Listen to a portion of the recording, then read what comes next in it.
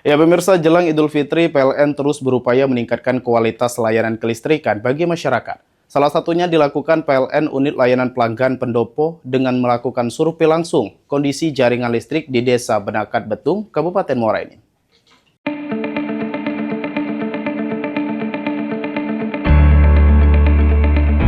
Survei ini dipimpin langsung manajer PLN ULP Pendopo Muhammad Dede Irawan bersama tim teknis untuk memastikan kondisi jaringan listrik di wilayah tersebut, khususnya terkait kualitas tegangan pada jaringan tegangan rendah.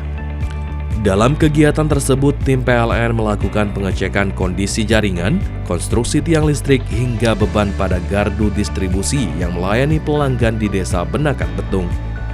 Hasil survei ini nantinya akan menjadi dasar bagi PLN untuk melakukan berbagai langkah perbaikan, seperti penataan jaringan, penguatan konstruksi, maupun penyeimbangan beban agar tegangan listrik yang diterima pelanggan tetap stabil.